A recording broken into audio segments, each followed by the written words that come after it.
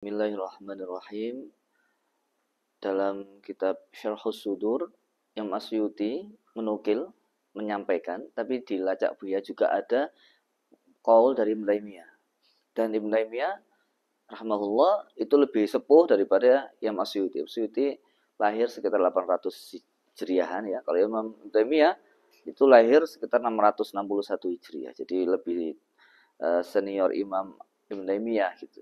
Tapi dalam kitab ada yang menisbatkan kepada Imam Suyuti. Beliau mengatakan begini, seorang mukmin itu jika melakukan dosa, itu bisa nggak disiksa sama Allah.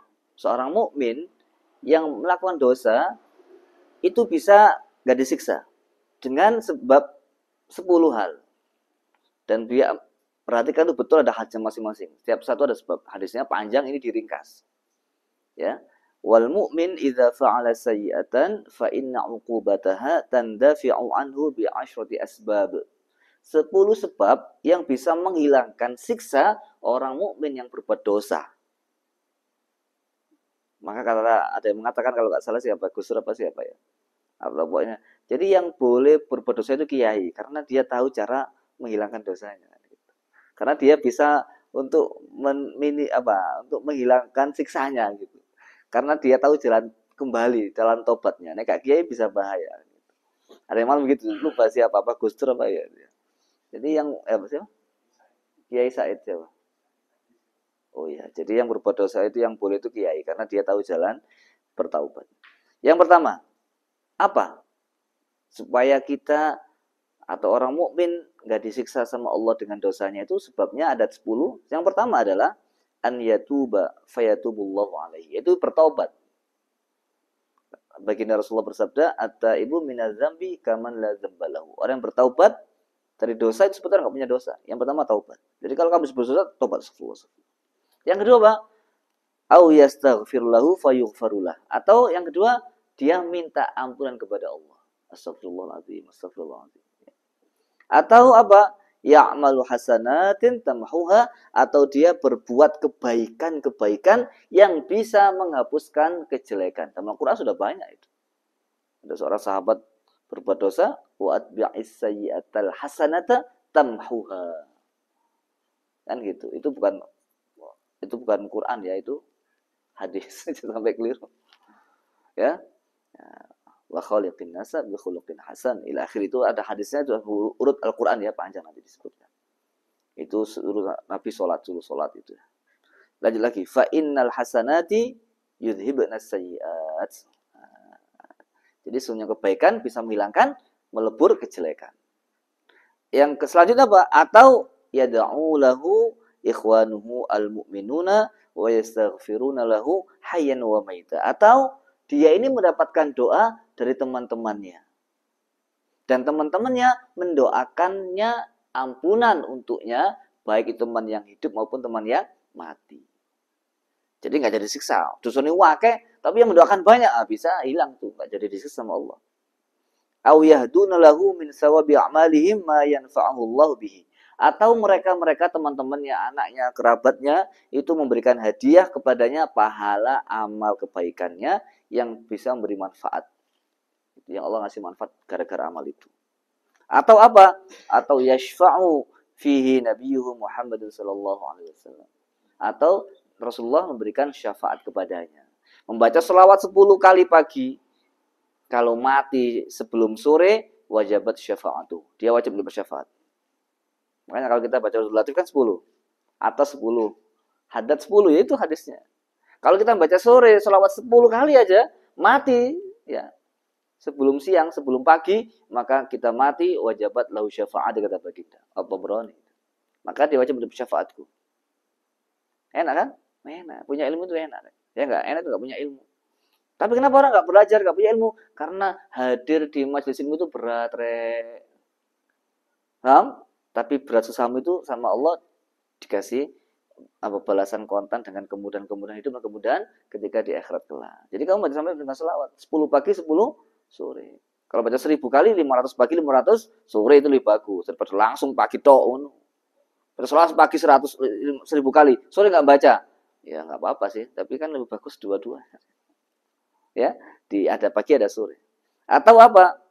Atau ya batalihillahu ta'ala fid dunya bimasaiba tukaffiru anhu. Atau sama Allah dikasih ujian di dunia yang ujian itu musibah itu bisa menghapuskan dosanya. Jadi kalau kita dapat musibah itu menghapuskan dosa. Ada sebuah hadis, ada dosa yang nggak bisa dihilangkan dengan sholat, puasa, zakat, tapi bisa hilang dengan apa? Humumun anil ma'isyah. Yaitu susah mencari uang. Susah itu musibah cari uang. Jadi mencari kerjaan sulit, uang sulit, itu termasuk umum musibah dan itu bisa menghilangkan dosa.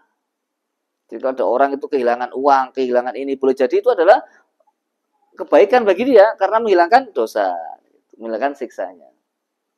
Itu hadisnya banyak.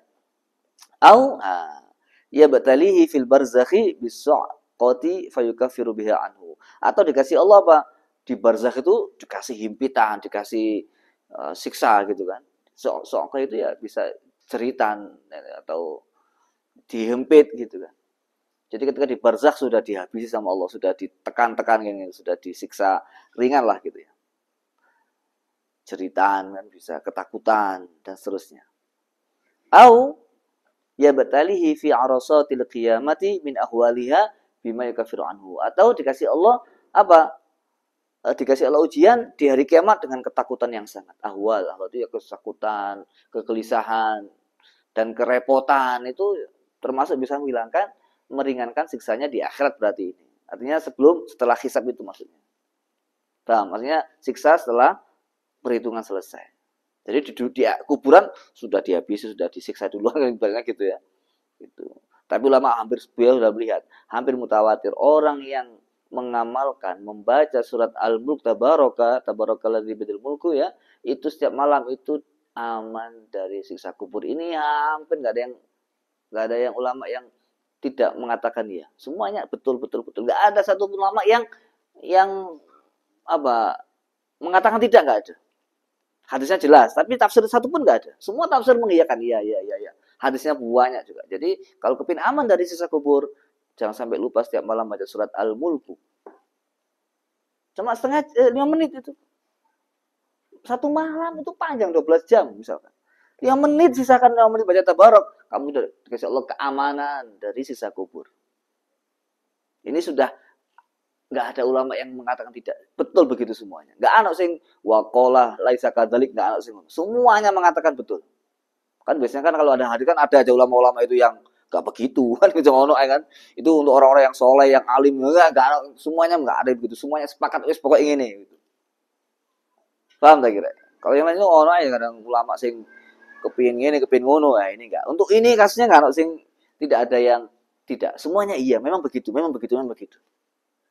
Dan banyak sekali yang mengatakan demikian dan kejadian juga banyak, kenyataannya juga demikian, hadisnya juga sahih dan banyak riwayat dan banyak sahabat-sahabat yang membuktikannya. Wis panjang lebar.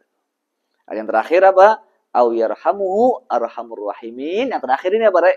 Atau dia dikasih Allah rahmat dari Allah Subhanahu wa taala yang Maha memberi rahmatnya. Jadi 10 ini bisa membuat orang aman dari siksa besok di hari kiamat. Artinya apa? Setelah timbangan dan seterusnya. Maka setiap musibah kita itu adalah penghapusan dari dosa-dosa kita. Susah itu juga menghapuskan dosa. Kecekluk itu menghapuskan dosa. Rasulullah sudah begitu kan? Rasulullah bersabda. Kena duri itu juga menghilangkan musibah. Kena duri itu menghilangkan dosa gitu. Itu kan musibah, kena duri menghilangkan dosa. Susah itu bisa menghapuskan dosa. Itu hadis Sahih At-Tirmidzi itu.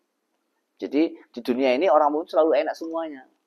Dikasih Allah nikmat bersyukur itu kebaikan, dikasih Allah musibah sabar itu juga kebaikan, menghilangkan musibah.